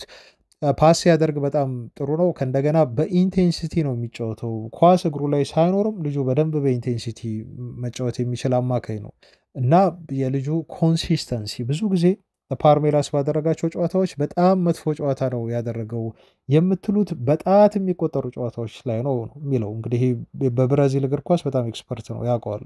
ልጁን በደንብ ተከታትሎታል ማለት ነው። ስለዚህ አብዛኞቹን ጨዋታዎች ላይ በጣም ምርጥ ፐርፎርማንስ ይዞ ይወጣል ብሎ ነው የሚገልጸው። ስለዚህ ይሄ አፕዴትድ የሆነው ኡጋርቴ ያልኳችሁ ለዚህ ነው። አፕዴት የሆነው ኡጋርቴ ብሩኖ ወደፊት በደንብ የማጥቃቱ ሚና ሰጣችሁት ማለት አሁን ብሩኖን ለአጥቂው በደንብ ካስጠጋችሁት እነ ካሳሚሮና ኡጋርቴን ደግሞ ለተከላካዮቹ ቅርብ ከሆኑ ሞር አድቫንስድ የሆነው ፖዚሽን ላይ ብዙ የማይሳተፉ ከሆነ ከኳስ ጋር ምቾት የማይሰማቸው ከሆነ ይሄ ልጅ ማለት ደግሞ መሀል ላይ ነው ያለው በብሩኖና በነ ካሳሚሮ መሀል ላይ ማለት ነው። ምክንያቱም ዲፌንስም ላይ ጥሩ ነው ይሰራል። ከእንደገና ደግሞ አድቫንስድ የሆነ ፖዚሽንም ሲሰጡት ሁለቱም ላይ ጥሩ ፐርፎርም ያደርጋል። ከኳስ ጋር ምቾት የሚሰማው አማካይ ነው። ለዛ ነው ያቸው ዩናይትድ በጣም የሚፈልገው በረጅሙ። ምናልባት በዚህ ክረምት ይሆናል አይሆንም አላቅም አድማጮች። ምክንያቱም የተጫዋቹ ውል ማፍረሻ 85 ሚሊዮን ፓውንድ ነው ወይንም 100 ሚሊዮን ዩሮ። ይሄ የተጫዋች ውል ማፍረሻ ሂሳብ እንዲህ መብዛቱ በራሱ ስለ ችሎታው ብዙ የሚነግራቸው ነገር አለ። ኤኒዌይስ ልጁን እየተከታተሉት ነው ተብሏል። እስቲ ምን እንደሚፈጠር አብረን እናያለን። የብሪያን ቤሞን መረጃ ደግሞ አሁን እንመልከት። ስለዚህ ልጅ መንጌ በቃ ሰልችቶናል፣ አሁንስ በቃኝ ያልክ አድማጮች ሁሉ አለ ትላንትና ኮሜንት ላይ እና ይሄ ልጅ ፈረመ ሲባል ብቻ መንጌ መጥቼ እሰማለሁ ነው ወይ እንዲመተህ ነገረኝ እንጂ ያለበለዚያ ሰለቸኝ ያልከው ቤተሰባችን እኛም ሰልችቶናል። እኔም ስለዚህ ልጅ በየጊዜው ዜና ማየት በራሱ እኮ ያሰለቻል እኮ አድማጭ፣ መናገር በራሱ ያሰለቻል ታውቃለህ። አንተ መስማት ነው አይደል? ሁላችሁም አንዳንድ ቤተሰቦቼ ለምን ይሄን እንዳልክ ግን እረዳሃለሁ ቢያልቅ እኮ ሁላችንም ደስ ይለናል። ቶሎ ምን ደጋግሞ ስለሱ የምናወራበትም ምክንያት አይኖርም ነበር። ቶሎ ቢያልቅልን ቢጨርሱልን፣ ግን ያን እያደረጉ አይደለም። እሺ ምን እናርግ አድማጫችን? እኛ ምን እናርግ? ልጁ አሁን ትላንት አዲስ የወጣበት መረጃ ደግሞ ምንድን ነው? ዩናይትዶች አሁን ይጨርሱታል ነው። አንድ ሳምንት ቢፈጅባቸው ነው ለመስማማት፣ ልጁን ለማስማማት አንድ ሳምንት ቢፈጅባቸው ነው። የዝውውር ባህሪዎችን እወቁ ብዬ ቀድሜ ያስጠነቀቅኳቸው ትላንት ነው አይ ቲንክ፣ ወይ ከትላንት ወዲያ አንድ አድማጭ የሰጠውን ኮሜንት እንደዚሁ አንስቼ ምን ላይ ሰጥቼበት ነበር። በጣም ታጋሽ መሆን አለባችሁ። ምናልባት አዲስ የሆናችሁ ስል ማለት እግር ኳስን ይሄ ዩናይትድን መደገፍ ሳይሆን እንደዚህ ዩቲዩብ ላይ እየገባችሁ ዜናዎችን ክለባችሁ ተጫዋች ያስፈርማል አያስፈርም፣ እስቲ ማንን ጠየቀ እንዴት ነው ብላችሁ መከታተል ላይ በቅርብ ከጀመራችሁ፣ በእርግጥ የቆያችሁን ብትሆኑ የዝውውር ባህሪው እንዲህ ነው፣ ያሰለቻል ቶሎ ስለማያልቅ ማለት ነው። ግን ልምድ ካላችሁ እንደዚህ ብዙ የመስማት ልምድ ካላችሁ እና በጣም በሲሪየስ የማትወስዱ ሰዎች እናንተ ኖርማል ሆናችሁ ትከታተላላችሁ። ያለውን መረጃ ብቻ ፒክ አድርጋችሁ ሰምታችሁ ቼክ አድርጋችሁ ትወጣላችሁ ማለት ነው። አያችሁ፣ እንደዚህ አይነት በቃ በኖርማል ጌጅ ነው መከታተል ያለባችሁ የዝውውር ወሬዎችን። አይሆንም እኮ አይደለም፣ ግን ቢሆን ራሱ እና ሲሆን ራሱ የዝውውር ወሬ ጆሮአችሁን አድምቶ ነው የሚያልቀው፣ ወይንም ደግሞ ሃይጃክ ሁሉ ሊደረግ እኮ ይችላል። እንደውም ካለቀማ ጥሩ እኮ ነው። ካለቀማ ደስታ እኮ ነው አድማጮቻችን፣ ካለቀ ደስታ ነው። አንዳንድ ጊዜ ሃይጃክም መደረግ ይመጣል። ዊሊያምስን ውሰዱ። አሁን ዊሊያምስ የቀድሞ ቼልሲ ተጫዋች ታውቃላችሁ። ቶተናም ጨርሶ እኮ ነው በቃ ቶተናም ሄደ ተብሎ ሜዲካል ሁሉ ሊያደርግ ብራዚላዊ ዊሊያምስ ማለት ነው አድማጮች። አሁን ለፉልሃም ለአርሰናልም የተጫወተው ቶተናም ጨርሶ ሜዲካል ሊያደርግ እየተዘጋጀ በመሀል ተደውሎለት ቼልሲ ዝውውሩን እንዲሁ ጠለፈ። ይሄ ተጫዋች አሁን ወደ ዩናይትድ ሊመጣ ሆኖ እንደዚህ ሃይጃክ ቢደረግ አስባችሁታል ዝውውሩ? እንደዚህ አይነት ታሪኮች ብዙ አሉ። ለሜዲካል እየተዘጋጁ ተጫዋቾች ሁሉ ዝውውራቸው የሚጠለፍባቸው ማለት ነው። እዚህ ድረስ ነው ማለት ነው። አያቸው የተጫዋቾች ዝውውር መጓተት ለመስማት ከማስጠላትም ባለፈ እንደዚህ አይነት አሳዛኝ ክስተቶችም አሉ። መጠለፍ የሚባል ነገር ይሄን ነው እኔ የምላችሁ። ሌላውንም አላላችሁም አድማጮች፣ ደጋግሜ የምነግራችሁ የሚያልቅ አይነት ዝውውር ነው። ግን ታገሱ፣ መታገስ ያስፈልጋል። ያለውን መረጃ አዲስ ነገር ከሆነ አሁን ይሄ አዲስ ነገር ነው አይደል? በዚህ ሳምንት ሊያልቅ የማለቅ ዕድል አለው ተብሎ ተገለጸ።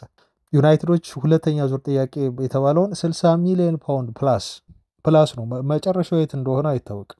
ይሄንን ሁለተኛ ዙር ቢድ አሁን ለማቅረብ በይፋ እስካሁን በቃል ደረጃ ነው እየተነጋገሩ የሚያቀርቡት እና ይቀበሉታል ብለው ያሰቡትን ገንዘብ ነው የሚያቀርቡት ብሬንትፎርዶች ከዚህ በኋላ።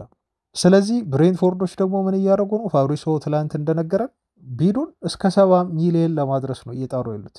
ዩናይትድ 70 አይገባም ነው። እንደውም ትላንት አንዳንድ ጋዜጦች ከ70 ሁሉ ሊያስፈልጡት እየጣሩ ነው ብሬንትፎርዶች። 70 ፕላስ ፋብሪሶ ያለው ነገር እኮ በቃ መጣ። በግርግር እንጠቀም ነው እንፈስ ነው እነሱ ገንዘብ የያዙ ያሉት አቋም አያችሁ። ብራይተን እና ብሬንትፎርድ ከባድ ናቸው። ብራይተኖች ቼልሲን እንዴት ነፍሳቸውን አወጥተው ለካሴዶ የተቀበሏቸውን ብር ታውቃላችሁ። የብራይንፈርድ አመራሮችም እንደዚህ ናቸው፣ ተመሳሳይ ናቸው። 70 ፕላስ ለብሪያን እቤሞ ማለት ነው። ይሄ እንዴ ሌላ ቲም ቢጠይቅ ኖሩ ሌላ ቲም ከዩናይትድ ውጭ በ50 ሁሉ ይሸጡታል እኮ በ50 ሁሉ ሊሸጡት ይችላሉ። ዩናይትድ መጣ፣ ቶተናም መጣ፣ ጨዋታ ላይ ሲገባ ሌሎችም ክለቦች እንዲህ ፍላጎት ሲያሳዩ እኛ ሀብታሞች ከተገኙማ በቃ ይችል ታይም እድል መጠቀም አለብን ነው። ገባችሁ? ዩናይትድ ደግሞ አልሰጥም ነው። እንደ ድሮ አይደለም፣ አልሰጥም። የድሮ አመራር ይሄ ድሮ ያለቅጥ ገንዘብ የሚያወጣ ቲም ዩናይትድ አይደለም፣ አንሰጥም፣ እኛ በደንብ በዚህ አቋማችን እንጸናለን ብለው እንዲህ ገትረው ነው ያዟቸው። አያችሁ፣ እንዲህ አንቀው ያዟቸው እና የተጫዋቹን ፍላጎት ዩናይትድ ጋር ሲሆን ሲያደላላ ዩናይትድ ሲጨመርበት ብሬንትፎርዶች ሳይወዱ በግድም ቢሆን ዩናይትድን ተስፋ ለማስቆረጥ ነበር እና እንዲጨምር ለማድረግ አሁን ሳይፈልጉም ቢሆን ወደ ድርድሩ ይሄ ለዩናይትድ ለመሸጥ ፍላጎት ኖሯቸው በቃ የሆነ ወደ ማጠናቀቂያው አይነት ድርድር ለመግባት እንዲህ ፈቃደኛ ሆኑ። ተመልሰው ለልጁ ነው ምስጋና እዚህ ጋር የሚገባው። ግን እስከ መቼ ይታገሳል? እነሱ በዚሁ ይቀጥላሉ? የቶሎ ቢጨርሱታል አይጨርሱትም? አሁን እየተባለ እንዳለው ቢያንስ በሳምንት ጊዜ ውስጥ የማያልቅ ከሆነና ድራግ የሚያደርግ ከሆነ የሚዘገይ ከሆነ አስምሩበት አድማጮች። በዚህ ሁኔታ የሚዘገይ ከሆነ አይታወቅም። ግን አሁን ጥሩ ነው፣ ተስፋ አለው። ተስፋው በደንብ አለው ተስፋ። ግን የተረጋገጠ 100% ያለቀ ነገር አይደለም። በዚህ ውሰዱት በቃ አድማጮች። ይሄን ነው ልላችሁ የምችለው። ሌላው ትላንት አንድ አድማጬ ኮሜንት ላይ ጽፋል፣ ይሄ ልጅ ቢመጣም እኮ አሁን ጥሎ ሊሄድ ነው በሚል ተናግራል። ጥሩ ነጥብ ነው ያነሳው። እንደውም መረጃው ነበረኝ ሳላደርሳችሁ ቀረሁ እንጂ አይቼው ነበር መረጃውን ሰሞኑን። እና ይሄ ልጅ ቢመጣም ብናስፈርመውም በአፍሪካ ዋንጫ ምክንያት እኮ መልሰን ልናጣው ነው፣ ይሄ ነገር አልተመቸኝም በሚል አንድ አድማጬ ስምህን አላስታውስም፣ ኮሜንቱን ግን በደንብ አስታውሻለሁ፣ እንደዚህ ስትል ተናግረህ ነበር። እና ልክ ነህ። ብሪያን እቤሞ አሁን ለዩናይትድ የሚፈርም ከሆነ በአፍሪካ ዋንጫ ምክንያት የምናጣቸው ተጫዋቾች አይ ቲንክ ይመስለኛል ኢሚሊያኖ ማርቲኔዝም ላይ ዩናይትዶች ያተኮሩት አንድ በዚህ ምክንያት ነው። አዎ በዚህ ምክንያት ነው አድማጮች። አንደኛ ኦናናን ያው ብዙ እንግዲህ ልጁ እየጎዳን እንዳለ እናውቃለን እኮ አያችሁ። እሱ ደግሞ በአፍሪካ ዋንጫ ምክንያት መሄዱ የማይቀር ከሆነ ደግሞ ዩናይትዶች እዚህ ጋር ይገደዳሉ። አሁን ግዴታ ግብ ጠባቂ ማምጣት አለባቸው። ብሪያን እቤሞም አስቡት፣ አማድንም አስቡ አድማጮች። አፍሪካ ዋንጫ አሁን ይሄ አጋማሽ ላይ ነው የሚደረገው። ይሄ በጣም እኔ የሚደብረኝ ፕሮግራም የአፍሪካ ዋንጫ የማይሆን አይነት። እኔ አፍሪካዎች ለምን እንደዚህ እንደሚያደርጉ የማይገባኝ ነገር ነው። ከዓለም ጋር ሰው ተጣጥሞ እንዴት አይሄድም? ከትላልቅ ሊጎች ጋር የአፍሪካ ዋንጫ እንዲታይ ራሱ ከፈለጉ ቆይ በመሀል ታደርጋላችሁ እንዴ? እንግሊዝ ፕሪሚየር ሊግ እያለ የአፍሪካን ዋንጫ እኮ ማን ነው ቁጭ ብሎ የሚያው? 90 ደቂቃ አይደለም 10 ደቂቃስ ማን ነው? እንደው የሀገርህ ብሔራዊ ቡድን ካልተጫወተ በስተቀር 10 ደቂቃስ እንዴት አድርገን የአፍሪካን ዋንጫ የምታየው? አፍሪካ ይሄን አያስቡም እንዲያዘጋጆቹ እንዴ? ጊዜ አለ፣ ስንት አይነት ሰመር አለ፣ ሌላ አይነት ውድድሮች እኮ ስላሉ ነው። ገባችሁ? በየክረምቱ የሆነ ውድድር አይጠፋም። ግን ለአፍሪካ ዋንጫ የሚሆን አንድ ወር አያጡም ነበር። እንዴት አመቻችተው ወደዛ እንደማይቀይሩት እኔ ግራ ይገባኛል። ብዙ ጊዜ እንግሊዝ ክለቦችን ከአፍሪካ እግር ኳስ ፌዴሬሽኖች ጋር የሚያጣላ የአፍሪካ ዋንጫ ተጫዋቾቹ ምንም ማድረግ አይችሉም። ብሔራዊ ግዴታቸው ነው። አንድ ወታደር ናዝመት ጠላት መጥቷል ተዋጋ ከተባለ ምንም ይሁን በቃ መዋጋቱ አይቀርም። ጉዳት ካልደረሰበት በስተቀር እምቢ ማለት አይችልም። በቃ ብሔራዊ ግዳጁ ነው።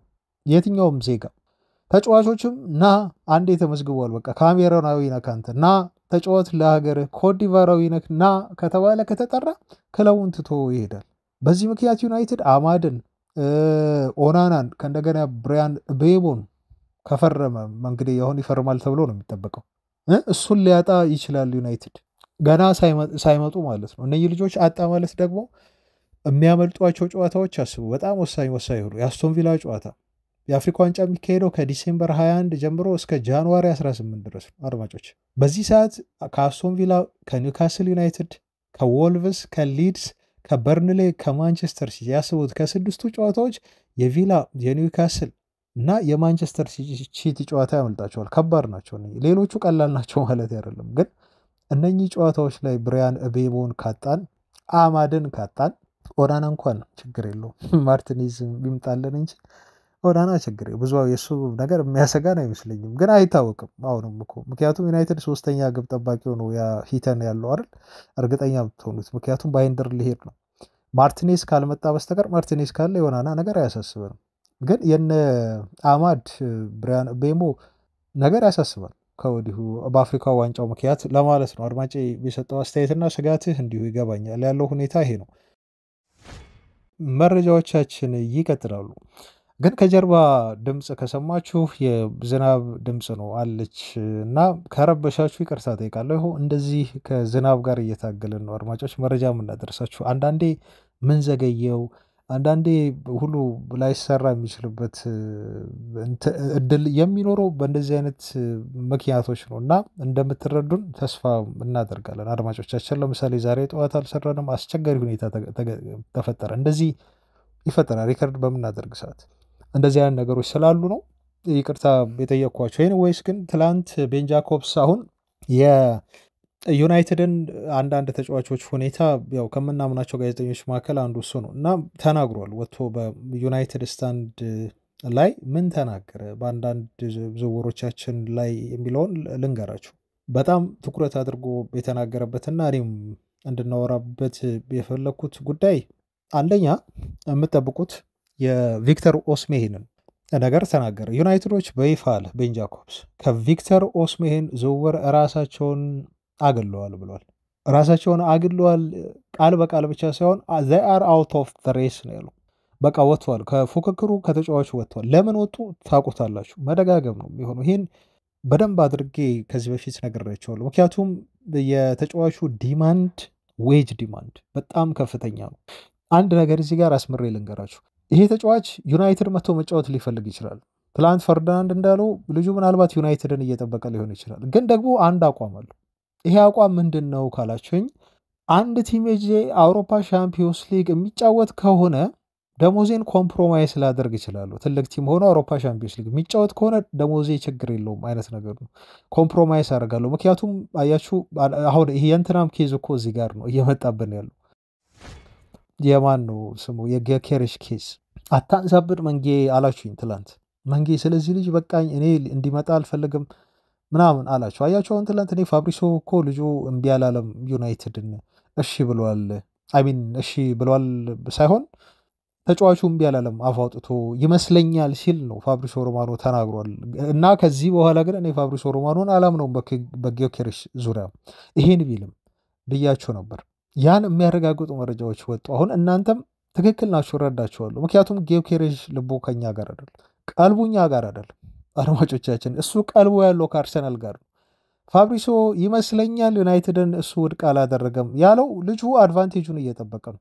አድቫንቴጁን እንደሚጠበቅ እኮ እኛም እናውቃለን አድማጮቻችን። አሁን ስለ ጊዮኬሬሽ ያነሳውባችሁ ምክንያት ምንድን ነው? የአውሮፓ ሻምፒዮንስ ሊጓን ለማንሳት ነው። ለምንድን ነው ወደ ዩናይትድ መምጣት ያልፈለገው ጊዮኬሬሽ ተብሎ ምክንያቱ ሲቀርብ፣ ምክንያቱም የዩናይትድ የአውሮፓ ሻምፒዮንስ ሊግ ተሳትፎ ነው አንዱ የተቀመጠው። ሁለተኛ ነገር ዩናይትድ ቀጣይ ሲዝንም በአውሮፓ ሻምፒዮንስ ሊግ እንደሚሳተፍ ይሄ ልጅ እርግጠኛ አይደለም። አያችሁ በዩናይትድ አያምርም ማለት ነው። ስለዚህ ነው አሁን ጊዮኬሬሽ አያስፈልገንም እያለን ያለ ነው። ፋብሪሶ ግን ተረጋጉ፣ ቆይ አሁንም ቢሆን እድላለው የዩናይትድ አንድ ኦፕሽን ነው እያለን ቢሆንም እሱን አሁን አናምነው። እኛ ቀልባችን የሚነግረን አሁን ሌላ ነገር ነው።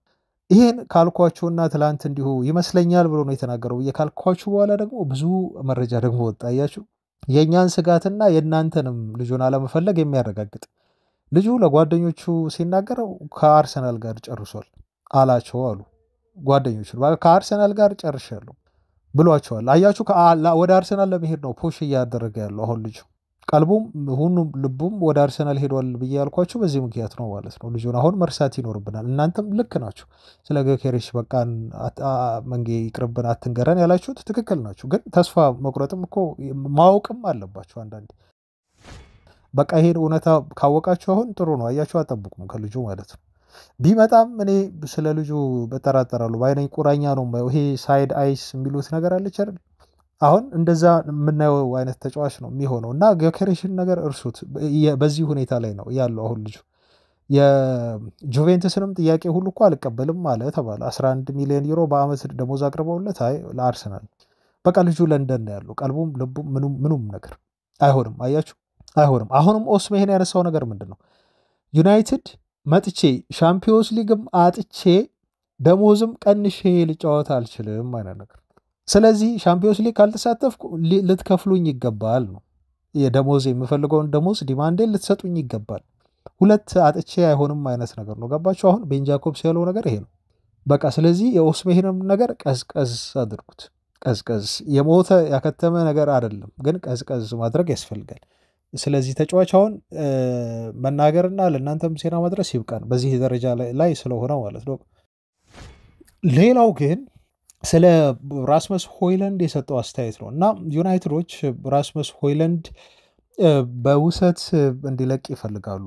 ዜርኪዚን ማቆየት ዋነኛ ተቀዳሚ ስራቸው ነው። ምክንያቱም ከሁለቱ ተጫዋቾች ሆይለንድ ከሚቆይ ይልቅ ዘርኪዚ ቆይቶ ሆይለንድን መሸጥ ይፈልጋሉ ዩናይትዶች ሲል ነው ቤን ጃኮብስ የገለጸልን ማለት ነው። ለምንድን ነው እንደዚህ የመረጡበት ምክንያት? አንድ ዘርኪዚ ትላንት በነገርኳቸው መሰረት በጣም ምርጥ ጥሩ የሆነ ጥምረት ይሆናል። ፊት መስመር ላይ በጣም ያስፈልገናል። ምክንያቱም ቨርሳታይል ነው ልጁ።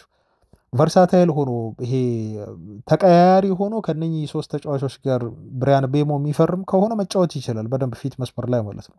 ሆይለንድ ግን ይበልጥ ሞሮፍ እሱ የ9 ቁጥር ተጫዋች ስለሆነ ባህሪውም እንደዛ ስለሆነ የተለያየ ፕሮፋይል ስላላቸው ሁለቱ ልጆች ሆይለንድን ብዙዎቻችሁ ብትመኙም ይሄ ልጅ እስቲ ይቆይ እነ ቤሞና እነ ኮኔሃ ከመጡ እስቲ ይቆይና ትንሽ እንደው እንየው አይነት ስሜት አለ አይደል? አላችሁ እኮ ውስጣችሁ። ግን ክለቡ ምርጫ አድርጎ ያዘው ዚርክዚን ማቆየት ነው። ስለዚህ ይሄ ልጅ አሁን ከኢንተር ሚላን ጋር አሁንም ስሙ በጣም ተይዞ ተነስቷል። በጣም የሚታመኑ የዜና ምንጮች ናቸው በነገራቸው ላይ እንደዚህ እያሉ ነው ያሉት። እና ይሄ ልጅ ወደ ኢንተር ሚላን መሄዱ የሚቀር አይመስልም። ወደዛ የማምራት እድል አለው። ግን ችግሩ በቋሚ ኮንትራት ይሄዳሉ የሚለው ነው። ዩናይትዶች ቋሚ ይላሉ፣ ኢንተር ሚላኖች ውሰት ይላሉ። ውሰት ከሄደም ደግሞ የማስገደድ የግዢ አንቀጽ እንዲካተት ዩናይትዶች ይፈልጋሉ። በዚህ ሁኔታ ውስጥ ነው ያሉት። ግን ጠንከር ብለው ኢንተር ሚላኖች መጥተዋል እና ዘርኪዚ አሁን ሞሮፍ ይቆያል ማለት ነው እንደ ቤን ጃኮብስ ገለጻ ከሆነ። ስለዚህ ሆይላንድ ክለቡን የመልቀቅ እድል አለው ነው። ግን ይሄ የተረጋገጠም አይደለም ስለመልቀቁ እና በእነዚህ ተጫዋቾች ጉዳይ እንደዚህ ብለዋል። ከጣሊያን የሚፈልጉት ክለቦች እነሱ አይደሉም። ናፖሊ በሉት ይፈልገዋል። ጁቬንትስም አሁንም ቢሆን ይኸው ስትራይከር አሰሳ ላይ ናቸው አይደል? ስለዚህ እንደ አማራጭ ይዘውታል ማለት ነው ሆይላንድን። ምክንያቱም ጊዮኬሬዥ ጥያቄያቸውን ውድቅ ስላደረገባቸው ማለት ነው። ይሄ ትላንት ከዩናይትድ የአጥቂ መስመር ግዢዎች ጋር በተያያዘ የወጡ መረጃዎች ናቸው እና ያሉን ፋክቶች ናቸው። ምክንያቱም ስለ ኦስሜሄን መስማት ስለምትፈልጉ ያለውን መረጃ ከቤን ጃኮብስ ላድረሳችሁ በሚል ነው። ብቻ በአጠቃላይ አድማጮች ለዛሬ ያስኩላችሁ መረጃዎች በዚህ ላይ ይብቁኝ። ርዝም አረኩባችሁ ያሉትን መረጃዎች ልስጣችሁ ብዬ ነው። ተገዝተው ያላችሁ ስለ ዩናይትድ መስማት የምትፈልጉ እስከ መጨረሻው እንደምትከታተሉን እናውቃለን። አድማጮች ስራም ቢበዛባችሁም ዋና ዋና መረጃዎችንም አለፍ አለፍ እያደረጋችሁ የምትከታተሉን ቤተሰቦች እንዳላችሁ እናውቃለን። ሀሳባችሁን፣ አስተያየታችሁን ኮሜንት ላይ አስፍሩልን። ጥያቄዎቻችሁን አስፍሩልን። እንመለከታለን፣ ምላሽ እንሰጣለን፣ እንወያይባችኋለን። እስከዛ ነገ እስክንገናኝ ሰላም ሁኑ። ባባይ